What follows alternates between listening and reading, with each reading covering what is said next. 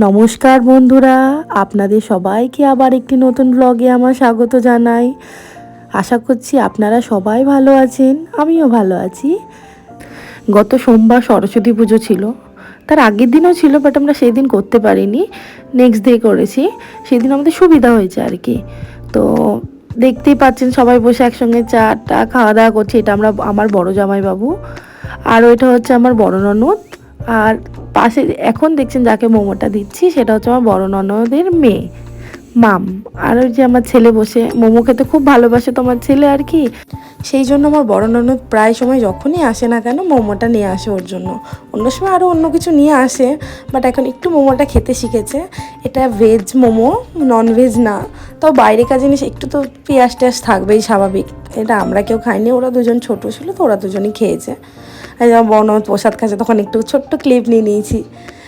তো কি একটা বলছিল সঠিক মনে নেই কথাটা আমার। যাই হোক, বড় জামাইবু চা খেতে ভালোবাসে, সেই জন্য চা করে দিলাম। তো বড় ননদ তো একবারেই আমাদের বাড়ি আসে না, মানে আসে না আর কি, মানে সারাদিন কাজের মধ্যে সমস্ত সংসারের কাজ একা সামলাতে হয়, তো কাজের মধ্যে এতটাই ব্যস্ত থাকে যে আমাদের বাড়ি আসার সময়ই পায় না বললে চলে, খুব কম সময়। তার মধ্যে মাম ক্লাস 10-এ পড়ে, পড়াশোনা করে, তো সেই জন্য আর কি আর সময় দিতে পারে না।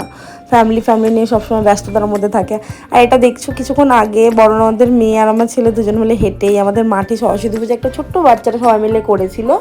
তো সেখান থেকেই ওখানে সবাই খেলাধুলা আয়োজন, যেমন কে কত মোমবাতি ধরাতে পারে, বালতিতে জল রাখা আছে, তার মধ্যে বল ডিস্টেন্স দিয়েছিল কতটা দূরত্ব থেকে কে কতটা বল ফেলতে পারে বালতিতে, মানে অ্যাকচুয়ালি পড়ছে কি না।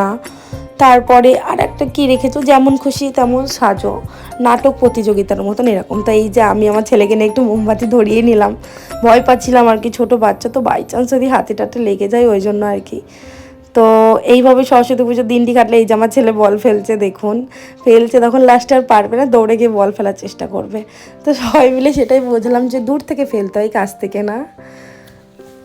একটু দেখুন আপনারা, এই যে বল ফেলছে, এই যে সবাই মিলে তখন হাসতে লেগেছিল।